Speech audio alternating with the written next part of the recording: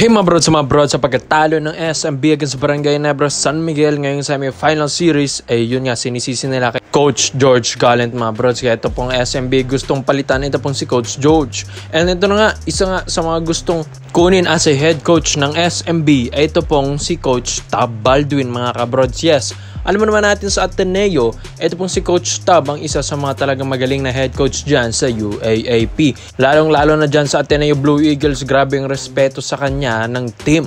Dahil syempre kahit ilang taon na yung mga nakakalipas tapos ilang roster na rin ang nahawakan ni Coach Tab Baldwin, kahit mga superstar neto graduate na, nakakapagkampiyon pa rin kahit papano. Kaya ito na nga po mga bros, masusubukan nito pong si Coach Tab yung galing niya kapag umakyat ito ng pro ngayon sa Pilipinas. Dahil sa kanyang amateur league dito sa UAAP, medyo overrated na nga daw ito pong si Coach Tab Baldwin.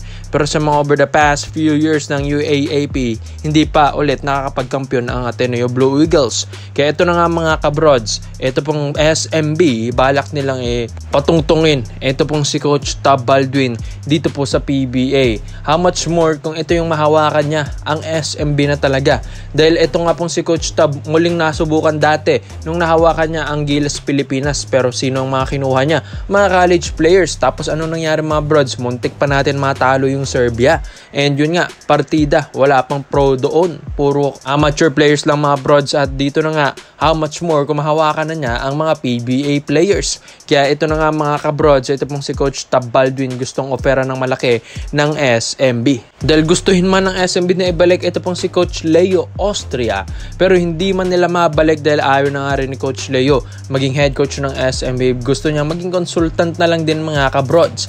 Kaya ito na nga, hindi daw sapat ito pong si Coach George Gallant. Mas gustuhin man nilang tumagal ito pong si Coach George, pero hindi niya masyadong na ma-maximize ito pong galing ng SMB, ay sayang din yung lakas ng team kung ito pong head coach nila ay may problema. Kaya marami tayong nababasa dyan sa mga comment section sa ibaba.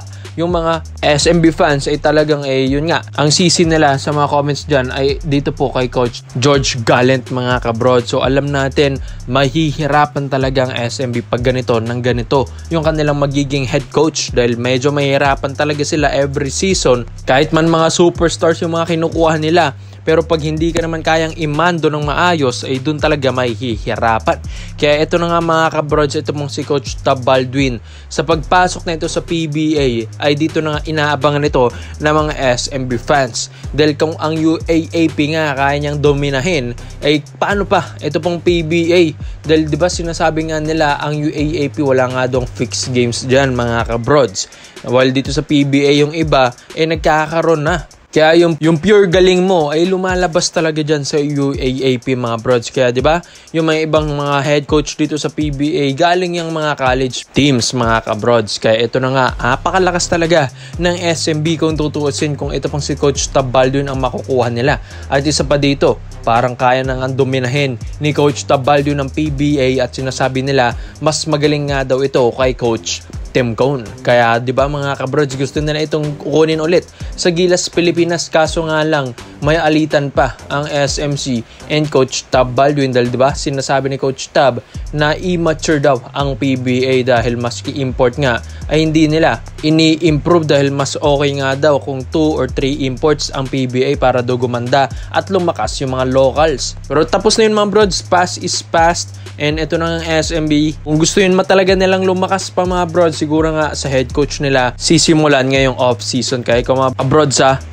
Coach Tab to SMB.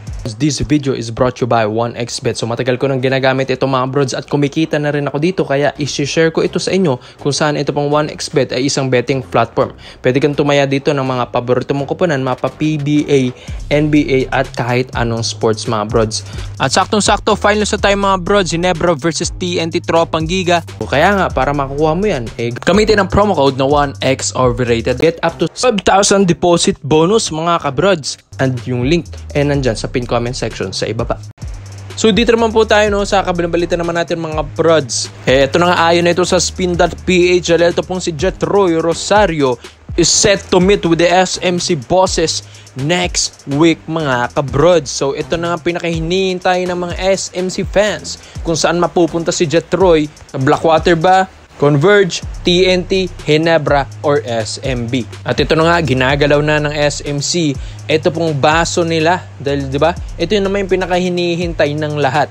Unahin na natin yung offer ng Blackwater Bossing, mga kabrod. Napakalaki nga ng offer pala, mga kabrod, ng Blackwater Bossing kay Troy Rosario. Nasa 900,000 pesos kada buwan ang pinakamalaking offer na natanggap ni Jetroy sa pinakauna niyang free agency, mga kabrod. Sumunod na dito yung mataas na Converge Fiber Xers na 950,000 pesos kada buwan ng offer ng Converge plus bonuses pa yan, mga kabrods, plus benefits. Ang pinakabababa na pala, mga kabrods, yung offer ng TNT Tropang Giga dahil nasa 700,000 pesos kada buwan lang pala yung offer ng TNT. Di natin alam bakit mababa yun at hindi tinaasan ng MVP dahil siguro nga kinakausap nila si Jetroy kung matataas man ng offer ng dalawang team na yun pero hindi naman kayang magkampiyon, ay bakit pa siya pupunta doon? Yan siguro ang mga sinasabi ng TNT Tropang Giga, mga kabrods. Kaya di nila sinagad yung offer. Well, dito na nga ang pinakahinihintay natin, yung offer naman ng Ginebra at SMB, mga kabrods. Bali-balita nga ito ay sasagarin ng Barangay Ginebra at SMB, mga brods. At ito na nga sabi rin ni Mr. Snow Badwa na ang SMC teams nga magre-rebuild na after ng season na ito. Alam naman natin ng finals natin, TNT bakbakan against Barangay Ginebra San Miguel, mga kabrods. Kaya yung ibang teams dyan nagpapalakas na, gusto nang galawin yung mga baso sa mga trades. At ito nga sinabi rin ni Mr. Snow Badwa, San Miguel will get a young big man, shooter and a high scoring wingman. Tapos sa Ginebra naman, gusto nila si Troy Rosario talaga, mga brods. Ipaglalaban nila si Troy Rosario sa maganituhang offers, mga kabrods. Gustong pilitin ito ng Ginebra. Tapos Magnolia daw will keep Rafi Ribis, big man and a wingman. So, mga kabrods, all in all, ang Ginebra pala, ang pinaka-focus nila ay kay Troy Rosario. Alam naman natin, ang focus ngayon ng Ginebra against TNT Tropang Giga kung paano i-stop sina Ronde Hollis Jefferson, yung bakbakan. Hinihintay nila na Jason Castro against RJ Abarrientos. Siyempre, yan yung mga primary plan ng Ginebra. Siyempre ngayon yung championship ng mga kabrods. Pero hindi nila alam na ito pong Ginebra pala ay naka-reserve na sa mga plans nila ay ito pong kay Troy Rosario, mga brods. Kung ang Converge and Blackwater 950,000 and 900,000 pesos, while TNT 700,000 pesos, ang Ginebra at SMB, mga kabrods, tataasan nila. At bali-balita nga, isasagad sa 1 million plus ang offer, mga kabrods, ng Ginebra. May mga bonuses pa yan, mga brods. At isa pa, championship caliber ang Ginebra, mga brods, at SMB. Hindi na mahirapan si Troy na buhatin yung kupunan na yun. At pansin nyo, mga brods, wala pa isang kupunan ang pinipirmahan ni Jetroy Rosario. Dahil ang pinakahinihintay niya talaga yung championship caliber, yung mag-offer sa kanya like Ginebra at SMB. At alam ko naman na Ginebra ang pinakagusto ni Troy Rosario at ang Ginebra naman ay ipaglalaban ng offer kay Troy Rosario. Mga brods, komento mo lang pinyo mo dito, Troy Rosario to Barangay Ginebra San Miguel, malapit na, mga brods. Kaya komento mo lang pinyo mo dito, mga brods, at isa-isa natin yan. Salamat po sa panonood, mga brods. This is our updated highlights yun lang. I'm out.